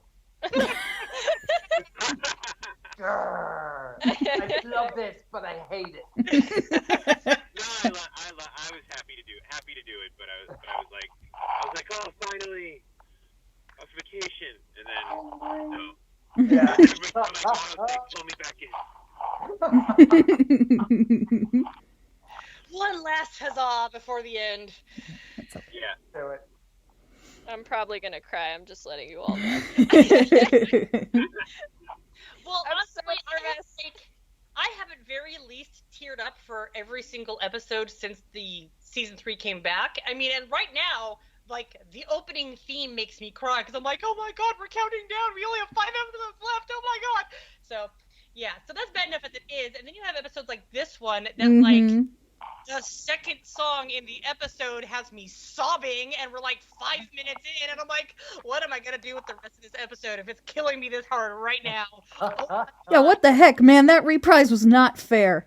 Dude, What the heck? Well, that's Glenn. Glenn did the reprise. well, yes, but Still, it was in your episode. Blame you regardless. Yeah. you wrote the reason for there to be one in the first place. True.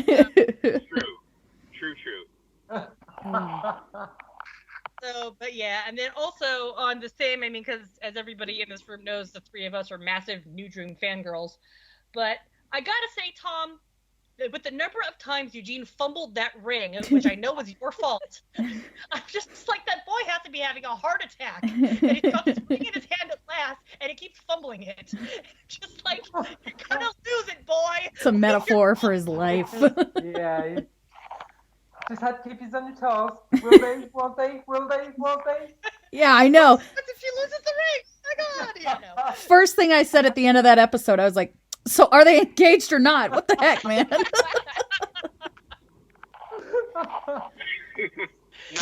No. No. Wow, harsh. Yeah. No, they're not. Not yet. That's But okay. Soon. It's only a few more Yes, 5 episodes. episodes left. Oh my God, we're so close. Oh man, so yeah, this series in general has been a wild ride, and getting up to this mid-season and knowing that like it's just gonna snowball from here to the end is just like crazy. I mean, you guys have been killing us the whole way across, and it's just so great. I've never been so happy to be killed so many times. I mean, Yeah, it's been eventful. Yeah. It has been eventful.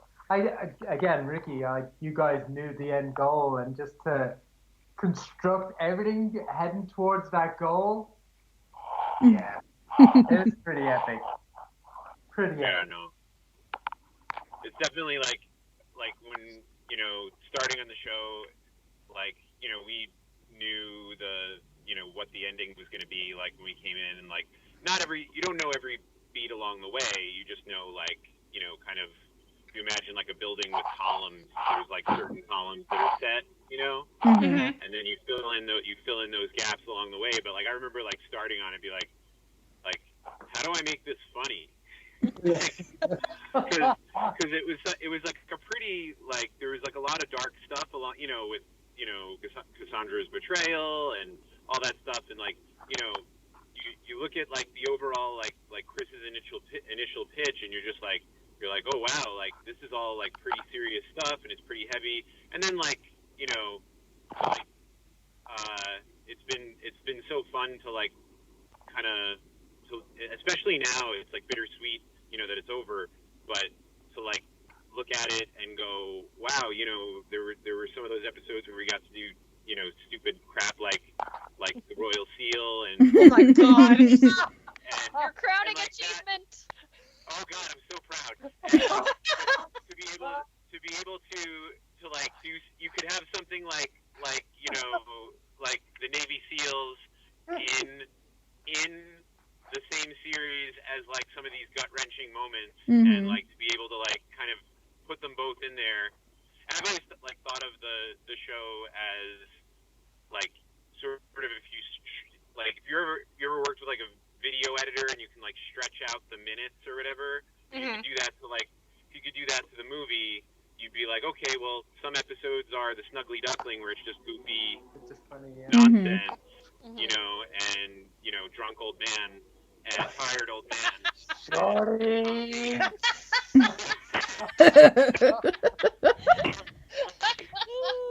You could do that, but then there's the tower moments that are really heavy, and then there's romantic moments, like I see the light, and so to be able to like pull those things off has been really, really cool.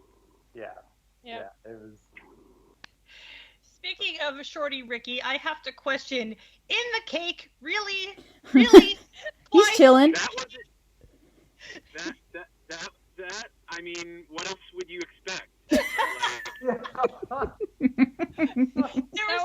That when he pops out of the cake and wishes Eugene as Horace a happy 26th birthday. I was like, this is the only time I will laugh at Horace. Only time. One and only. Yeah, basically. No, but I was like, because he's correct technically in this. Yeah, but no more.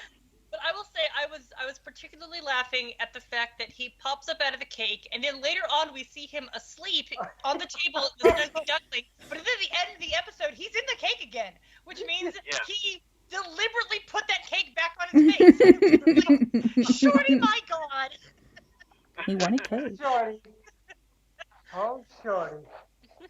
I have a question. So who decided to get Rapunzel smashed by a rock? Because that was kind of mind-blowing. I think that was that was one of the beats in the script. Oh. So it was you. I think Tom made it a hell of a lot more violent. I was like, oh my God. We gently hint that Rapunzel might have just been murdered. And Tom was like, okay. Yeah. I should have gone back and read the script before this and just been like, what? Like, how crazy because I know that I had I was like, okay, well, the first beat, any fight scene should, especially one that's that intense, should escalate, right? So you've got the intense thing, and the act kind of ended on their little standoff, and then it starts with the fight, and of course Rapunzel is refusing. So the first one's gonna be we've seen that Cassandra can raise the rocks and stuff, so it's something you kind of expect, and she's gonna smash her, and then we've seen Rapunzel use the hair shield and stuff, so okay, we know that defense, and then Cassandra, then it's okay, well, how can we show that Cassandra is in first of all, they're in a room made of the black rocks, so anything is fair game for Cassandra, and how can we show that Cassandra knows the way her power works? Yeah. So how can she manipulate it? So the second thing was to open up the floor, because if you can't smash her, drop her. Drop her out a window. Yeah. So, but like I said, I don't think I wrote giant piston of a column the size of Nebraska smashes her like a pen. I don't know that I might have just said two pieces of black rock contract and something like that, and then Tom's like, got it. Stop this. Why don't we cockroach her? Turn her into a Fitz pancake. I knew her hair was gonna protect her, but I still was like, holy crap. What the hell? Yeah, that was pretty amazing. That go down. Oh my God! I was just gonna say somebody needs to do one of those cuts where Rapunzel gets squished by the thing and then the ending credits. They did. I sent the video to them today. It's so funny. So funny. Thank God. Oh, it's so good.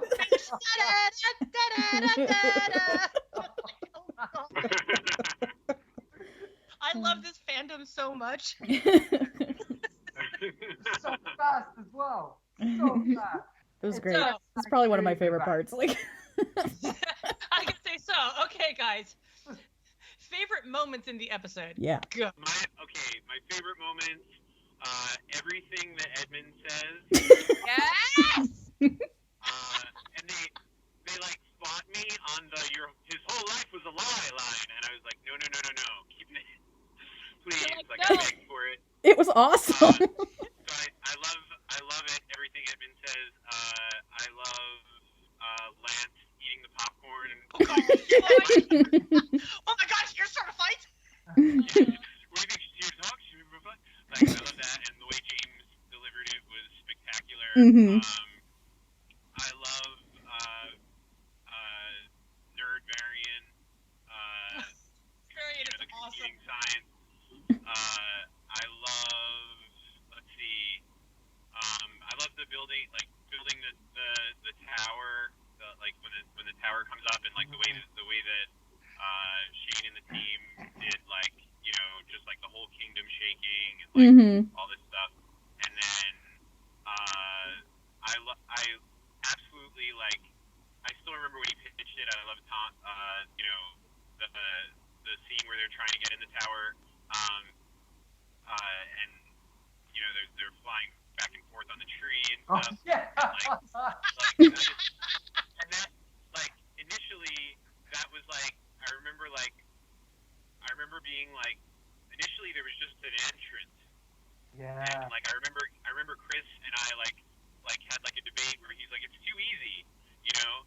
And I was like, oh man, just have him go in the tower, like, 'cause there's like a little bit more business in the tower, and they're like, no, like, and try to make it like a little fun and stuff, and like it was one of those things where you like kind of, you're like happy with what you have, and then I went and like made it a little funnier, and then Tom, of course, made it even funnier.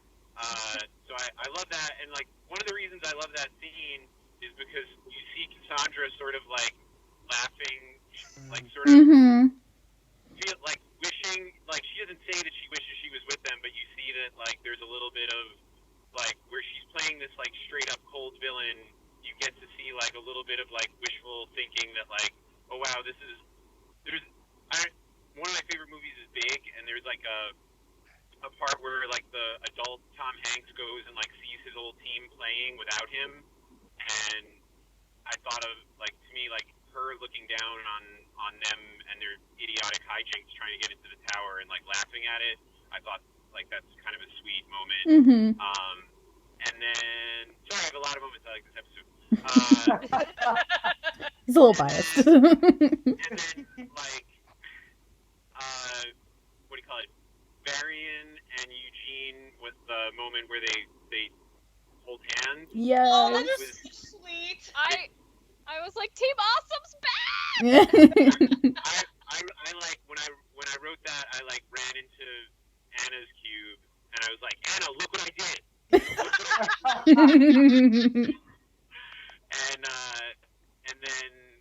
And then the final, I mean, the final fight, the whole thing. Like I said, it was one of my favorite moments just on the show, watching Tom's, or like being in Tom's office, having him like flip through it and just being like completely giddy. So that whole last fight, that whole like epic fight is like, yeah. Yeah. So yeah, those are my favorite moments from that. That's the whole episode. Oh, Yeah. Recap. I'm going to say the very same thing, because it was all like, it just flowed so nicely. And I mean, everything with Enchanted Girl, with Blueberry was so much fun. I love the dream sequences. I mean, to have her just split in half like that. Yeah, that was so creepy. I loved it. Wow. The creepy head turn around. Yeah. I loved Pascal, the little stealth Pascal. And he does all these little rolls and high Oh my gosh, I gotta tell you, Tom, as soon as I thought that, I went, okay, this has Tom's name all over it. You can see it right here in this shot so much. I love where he just sits there on the ground, sits his tongue out, and just... Tape measure move, yeah. That was so much fun. But yeah, I mean, as a whole, I think everything from beginning to end, it just flowed so nicely, and it just left so much room for visual spectacle, and it was great. I think everyone's done a Mm-hmm. I loved it all. Yay! Let's see. First of all, I wanted to mention that I was very amused that Fidela did manage to make an appearance in this episode. It's like, oh, hey, she does still exist. How about that? Just Look brief. at her all being in these stables. She's We're chilling. amused. I noticed that some of the fans, myself included, are amused that Cass just stole a Pala's horse. She's just like, nah, you're mine now. And they, And the horse looks so sad, too. Let's see. I've seen a lot of people who are like, dude, Varian, don't you know not to drink out of your beakers? I mean, for God's sake. What the hell? Uh, That child. It's hot chocolate. Made by a raccoon. yes, but if you have had chemicals in there, it's not good to then put liquids here's that the you're thing. going to consume in there. If he's that good with alchemy, you don't think that he's got some kind of like mineral cleanser or something like Maybe. Still not a good idea. He could start to Okay. chemicals can clean too. Brand new theory. Here we Perfectly go. safe. Brand new theory right now coming at you at this moment. Y'all want to know where the blue streak comes from? It comes from the fact that he drinks hot cocoa out of his lap. There you go. Oh, that's great. Oh my gosh. I love it. Suddenly it's It comes from his stylist. He's in a secret boy band in Old Corona. Oh my god. It's not a phase, Dad. Oh, man. I know one of the things that made me laugh the absolute hardest was when Eugene said, "Are these crow's feet?" and then Hammy caws in the background. I was like, I paused and I was just like, Ricky! Oh man, I love Hammy so much. I love it. Hammy. I like that you call him Hammy. That's Hammy boy. Hammy. I love Hammy. he's Hammy the best. Oh, and just so you guys know, I have dubbed goddess form Rapunzel as Rapunzel since we call her Moon Sandra. I'm like, well, I got Moon Sandra, you gotta have Rapunzel. And that's just, oh, and also, I think you two would be proud of me. Right before, as we were leading up to the return of season 3, the fandom kind of went into this absolutely crazy, frantic, manic madness. And one of the things that we did was we decided that literally everybody needed a moon version of themselves. And so someone came up with a moon Trevor, and somebody said to me something along the lines of, "Don't you need a moon seal?" I'm like, "I think you mean the seal of tranquility." And I'm like, Oh! Oh my god. Oh my god. and I got more than one person being like, "Don't." And I'm like, yes, perfect. That's the right reaction. So wait, so that's how it feels to hear one of my jokes. Yes, Yep, it is. exactly. Hey, how do you like it? How do you like it? Like you can't tickle yourself. Oh, man. Oh my goodness. So now knowing that, I apologize to everybody in the Tangled crew and everybody in the Tangled fandom for having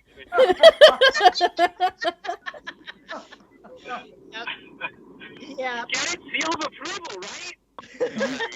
Oh my god. What? That's genius. It is. What? I'm sorry, it is like I'm tooting my own horn, but it is. Oh my goodness, yeah. Human beings who have been around for this many years, nobody thought of doing that? Come on.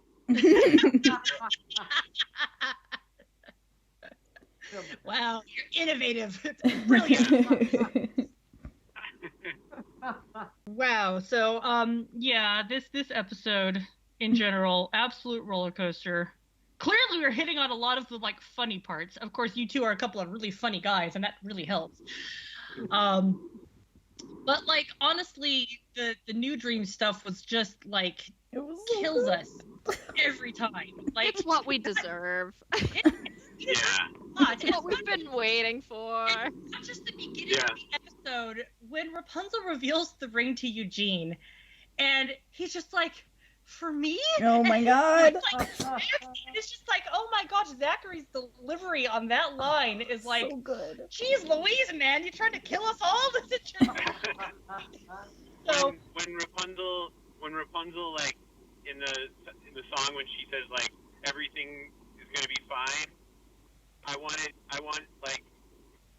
there to be like, you know, Arrested Development when like they would pause and have the narrator say something. I wanted there to be like a pause and the narrator just be like, spoiler, it's not. I was like, I appreciate your enthusiasm, girl, but it ain't. Goodness. Oh my gosh. Good thought. Incorrect, but good. Oh my gosh. It was so good. And it was also like it was fun to do an episode where they like a tentpole where like in a lot of the tentpoles they split up. Mm-hmm. And like to me the fun of the movie is that they stay together. Mm-hmm. Mm-hmm. So like that was something like when like figuring out the story and writing it, like I wanted them to be together as much as possible, you know, so that you get that romance and chemistry and fun. And We appreciate that. Very much so. Very much so. We appreciate that a lot. Yeah, this time Eugene actually got to see Rapunzel, you know, have glowy eyes and stuff. Yeah. He didn't get to see Scary Girlfriend. He didn't get to see her get pancaked, which I'm pretty glad for him. He probably would have had a heart attack. Perfect. And I have to admit, you have the moment before Cassandra brings the cage back in, and you just have a couple seconds of Eugene and Varian sit down on that rock board stick.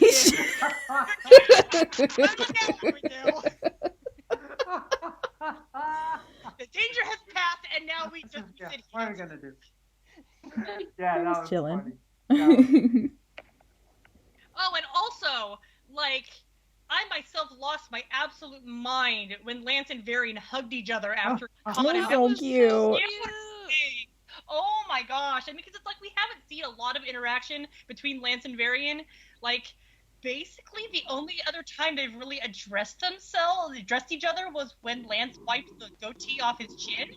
Yeah. So this was a really, really sweet moment to be like, oh, look, they have bonded in the times that we haven't been watching them. How cute is that? Yeah. so yes, Larian Vance is a thing. Larian Vance.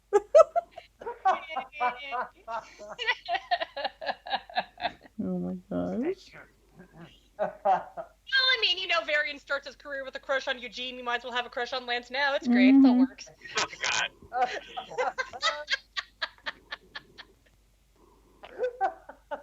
He's like, I'm just going to go through all of the non-familial adults in my life, kind of like a pack of cards. It'll be great. Oh, gosh. And also, farewell to the Demanitus device. Yeah. I mean, R.I.P. that was like, And oh, the scroll, too. that's the scroll. All that's left of Demanitus is ruins and a monkey. And the monkey. Yeah. That was so Varian, though. I had to ask, I think it was last night, somebody asked me, do you suppose that there are any more incantations on the scroll? I said, well, there's nothing on the scroll now. There's no incantations. We got no incantations. If there were anything else, we're never going to find out. Yeah. Depends what it spells when the ashes hit the floor. Right. It's going to say, if you see someone fall, pick them up. That's what it's going to say. I mean, just be one of his vague predictions. That's what you get. The end. Oh. Ooh. Too bad nobody was on the ground to see this. Oh wait, Max was not. No one was on the ground to see this. Yeah. In the tower. Fidela. Okay. Fidela was on the ground. Shorty just goes and licks them up. It would have been great if Cassandra like fell out of the tower and landed on Fidela. Oh my god. Like what an unexpected heartbreaking moment would that be?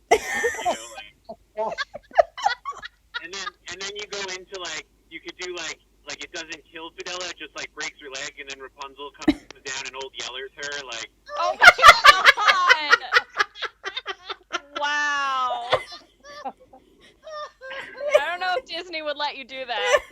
No, of course. I can hear it now. Ricky, we can't do that. We can't. And then, no, you don't see any of that. But then, like, you cut to like Rapunzel gluing the scroll back together. Where'd you get that? Oh my god.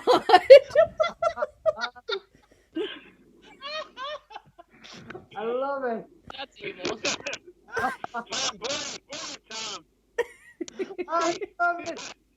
Insane. Keep trying. And then have Shorty go, happy birthday, and choke on the cake to death. You get to get your Shorty death. Oh my god. Well. I can't handle you two. I'm sorry to everybody. You're not. That's sweet, but you're not. You know, tangled laughter is almost as good as tangled tears. It's just, you know, Yeah. we're feeding Ricky's soul right now. Yeah. That's what's going on. Yeah. Oh, gosh. What fun when Cassandra did fall out of that tower, and the editor, Tony Rocco, he put in a sound effect, and it just sounded like she splattered. Oh, we gotta change that. Splat.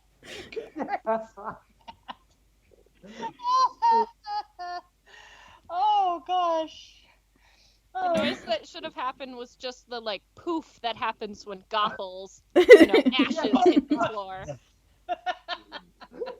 It would have been a funny callback. It would have been. It would have been. And that would have been an interesting callback because it would have been entirely audio, and you would have to audio of the movie memorized to catch it. You have to be one of us nerds who have seen it hundreds of times to catch that. One of us nerds who has it playing in the background and doesn't watch it just so you can listen to it better, you know? Yay. Goodness. Yeah. Oh, also, like, nice use of the various Disney movie, like, cameo moments in this episode. Yes. It was, like, super fun. Like, was not expecting Emperor's New Groove, or, or Sleeping Beauty, or just, like, Cass had such a maleficent presence at that birthday party, and even at the end, he's like, "Oh, I haven't given you my present yet." I'm like, "What, you gonna curse him? What's going on here?"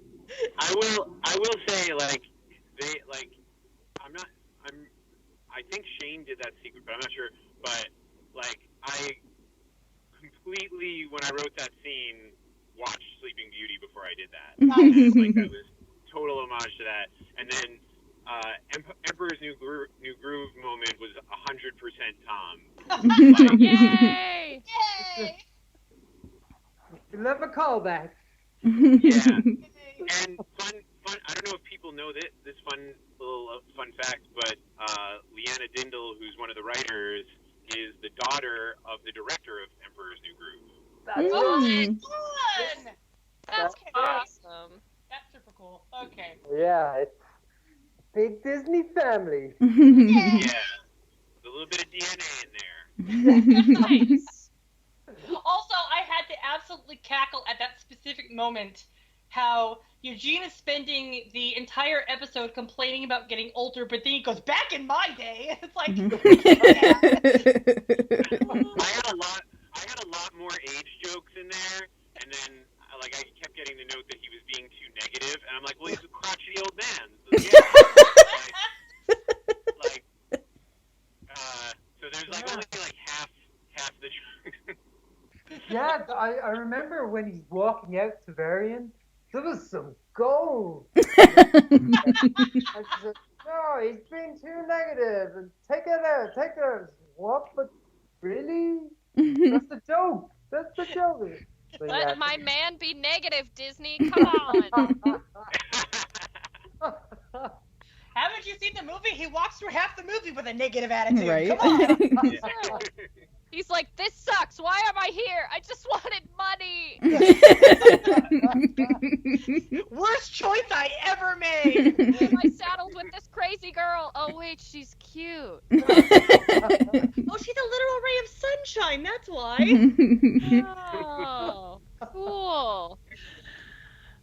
goodness. Yeah, there's a so lot there. well There's done a- on that aspect. Yeah. There was more. There was more. Also, I know that it was primarily for laughs, but I'm amused that the fandom in general have decided that the reason why Lance never managed to get to the top of the tower was that he was deliberately keeping the girls out of trouble. He's like, oh, no, if I speed you guys around the base of this tower 1,000 times, you're never going to get hurt by her. So, hey, considering somebody pointed out to me the other day that, technically speaking, Kira and Catalina have never met Cassandra. They've never appeared in an episode together. So, like, why start now? You know? Yeah, it's true. She's not in Vigor. Yep, she hasn't met them. Weird. Yeah. Well, somebody, I forget who pointed. Yeah, but it's also funny that I think somebody pointed out that Lance hadn't met Varian until Me. I pointed that out. yeah, until the season 3 premiere. Mm-hmm. Yeah, because I was really amused that in Secret of the Sundrop, Lance has the line, well, if I know Varian, and I'm like, you don't know Varian, you've never met Varian, what are you talking about? But yeah, Lance actually does not meet Varian until the premiere of season 3, and now they're hugging, it's so cute, aww. Yeah. Best buds. Best buds. They're just one big found family, and I love it. Mm-hmm. Yes. I miss them. Mm-hmm. Aw. They miss you too. You should write more. Fan fiction. You write fan fiction. Yeah. Join us, Ricky. Join us. I'll be honest, once you get paid to do it, and then you're not being paid to do it. Yeah, fair. That is legitimate. Absolutely legitimate. Yeah. Okay, well, it seems that we have just about wrapped up here, so thank you once again, guys, for joining us this second time. This was super duper fun, with lots of laughs after a very angsty, tense, romantic, wonderful episode. I'm glad you guys enjoyed it. As I say, it was so much fun to do. I think everyone just poured their hearts. I think everyone knew this was a special one. Yeah. I think it really did, because everyone just upped the game and delivered in spades. Yeah. Everyone knew this was a special one. Yeah, no, it was it's one of those ones that I think I don't know, Tom, on your end, but on my end it went through so smoothly, and I think just that it was everybody got it, and I think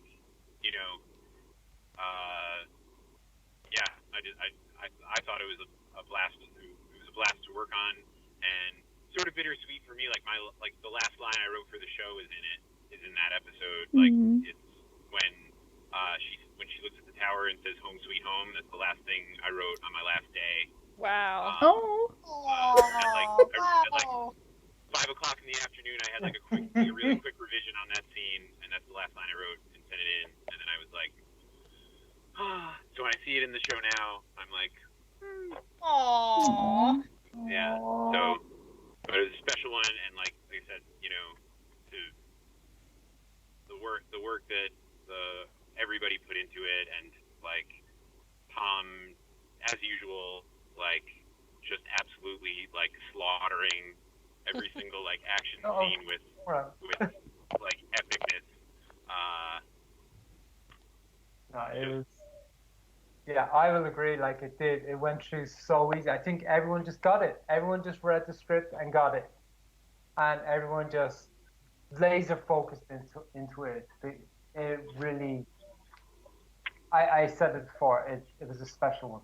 It really was a special one. So. Yay! It was worth the wait. It was awesome.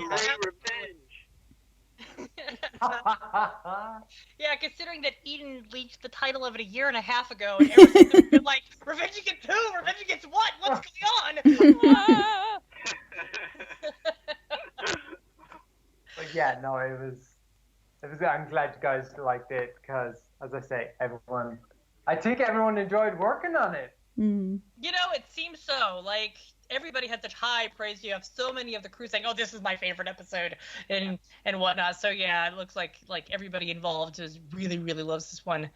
And before we let you guys go, I just want to say, like, on behalf of the fandom, thank you both for like everything you've done for this series. It's like so crazy that as the fans, we are now coming up to the end of it, even though your guys' work on it has been done for a while. It's just like, wow, we're actually seeing the fruits of your labor, and the fact that you guys keep sharing stuff with us even after the fact. It's really touching, and it's really nice to see that even after it's you guys are so dedicated to the fandom and to the show and all that kind of fun stuff. And so yeah, thank you guys for everything. It's so great. Thank you so much. Thank you. Yeah, we're happy to. I mean, we love the fans, and we love the show. So yeah. And just look out for Phil Imposter. I'm so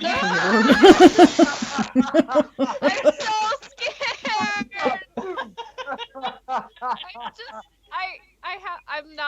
I can't let myself think about it. I can't let myself hope. It's like Dark Prince Eugene all over again, but it's like a little baby version of Dark Prince Eugene. I'm not going as crazy, and there's not really any evidence to support my claim this time, and not as much time has passed. So that's true. It's like you don't have an entire season to wonder about. Like, I have an episode title. I'll have a description. Yeah, it's just I have a theory. I have some things to support it, but who knows? I'm excited. Okay, yes. I'll love it no matter what. Yeah, as soon as I found out that you guys were responsible for that one too, I'm like, oh, one final huzzah! This is gonna be great. Nice. All right, guys. Well, thank you for once again tuning in to Tangled Talk, and we will talk to y'all next week when we do this again. Bye. Bye. bye. Bye. I love you.